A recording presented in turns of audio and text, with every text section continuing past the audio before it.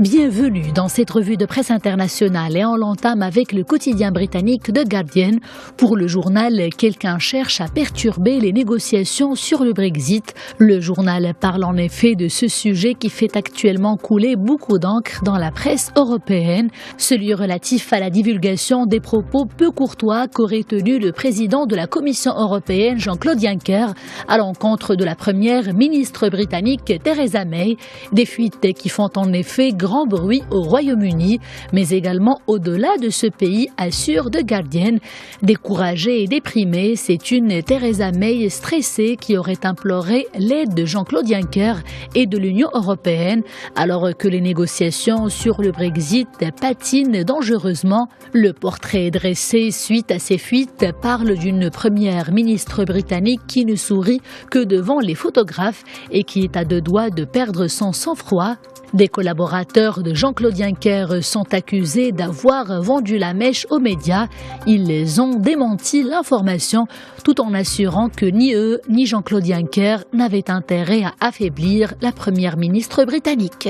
Le quotidien français Le Monde s'intéresse pour sa part ce mardi à la crise catalane. C'est la plus grave crise politique que traverse l'Espagne depuis qu'elle a renoué avec la démocratie en 1977, rappelle d'abord Le Monde. Semaine après semaine, le gouvernement espagnol et la Catalogne, qui menacent de faire sécession, n'en finissent pas de se tenir tête, alors que débute une semaine décisive pour les deux parties, avec notamment l'adoption attendue des mesures drastiques du gouvernement de Mariano Rajoy, et cela pour reprendre le contrôle de la région.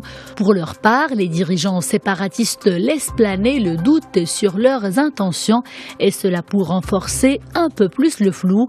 Mais comment la tutelle imposée à la Catalogne se traduira-t-elle? Le quotidien Le Monde fait le point sur la situation.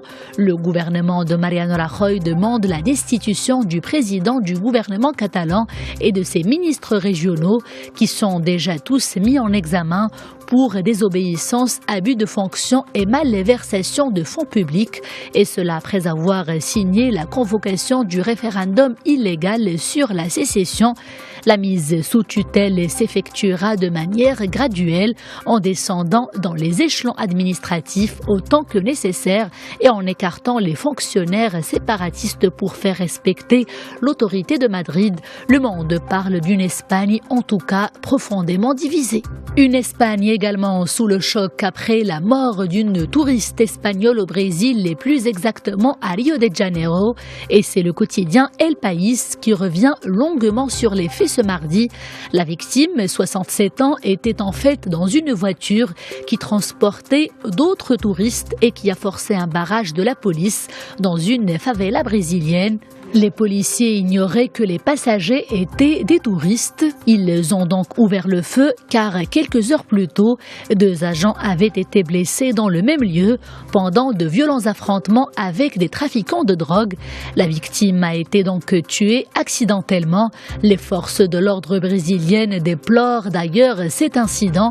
Dans son article, El País revient également sur le danger que représentent les favelas brésiliennes, ces quartiers pauvres où vivent environ un quart des 7 millions d'habitants de la métropole, bien qu'il soit fortement déconseillé aux touristes de se rendre à ces quartiers. Certaines agences y organisent des visites guidées, explique le quotidien espagnol El País.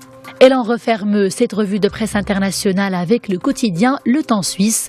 Dans sa rubrique consacrée à l'environnement, le quotidien titre, je cite, « Ce mystérieux trou en plein Antarctique ».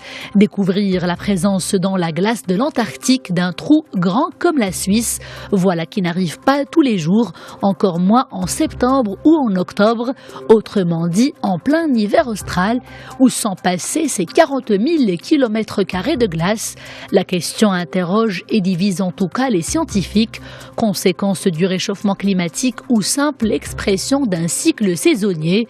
Les climatologues du monde entier débattent de cette apparition, y compris dans les réseaux sociaux, peut-on lire sur Le Temps Suisse. En l'occurrence, ce qui occupe le cœur des discussions scientifiques est de déterminer un lien entre cet événement mystérieux et le dérèglement climatique. Bonne lecture.